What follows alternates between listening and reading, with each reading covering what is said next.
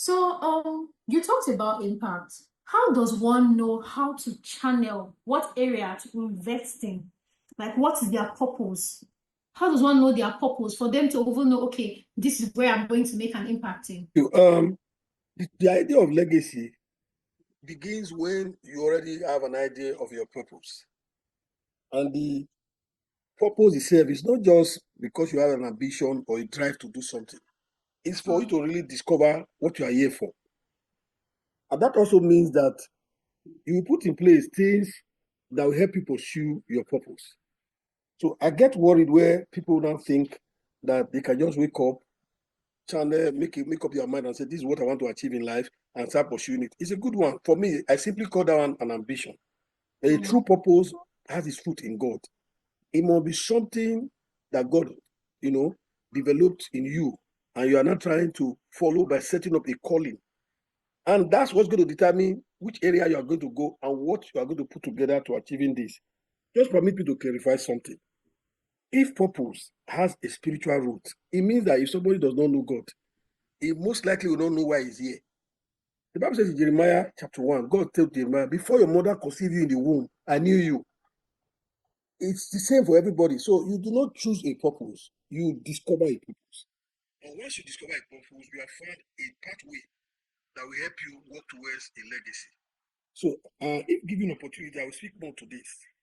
And so purpose itself does not just bring a legacy, it's just a starting point through which you will have to now find your calling. Calling is the vision towards actualizing your purpose.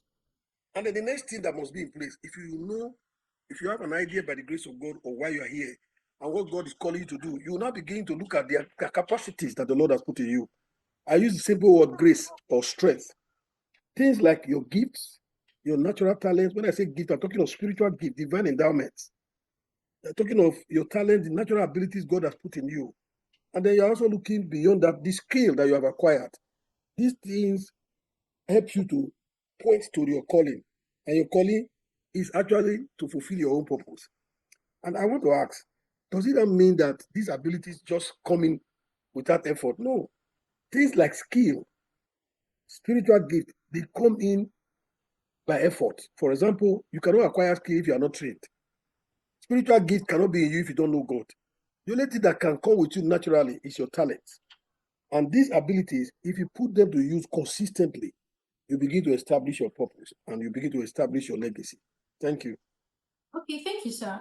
But I just want to clarify on something. You made mention of the fact that purpose is discovered in God.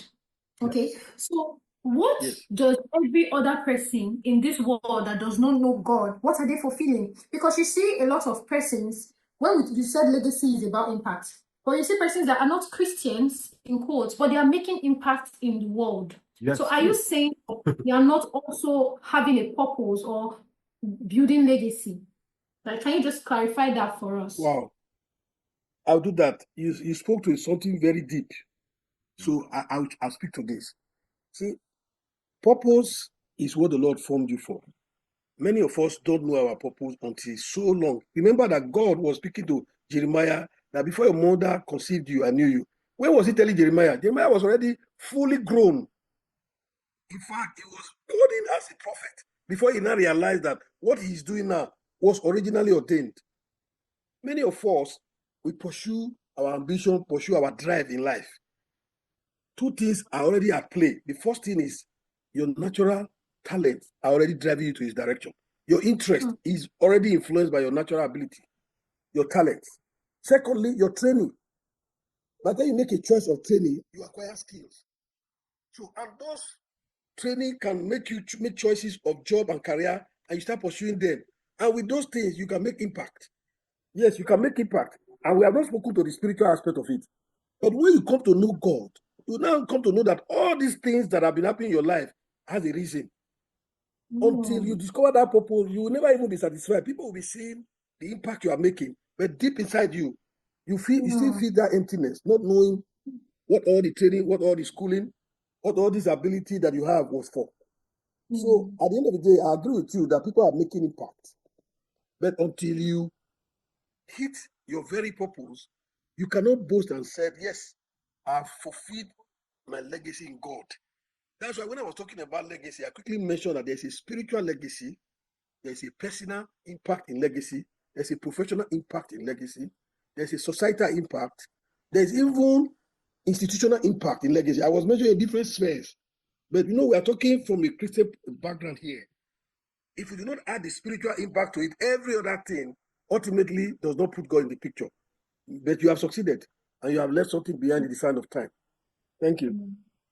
Well, thank you so much. I think that was very rich for us to know that we have natural talents given to us by God that directs us to our purpose, which we'll discover later on.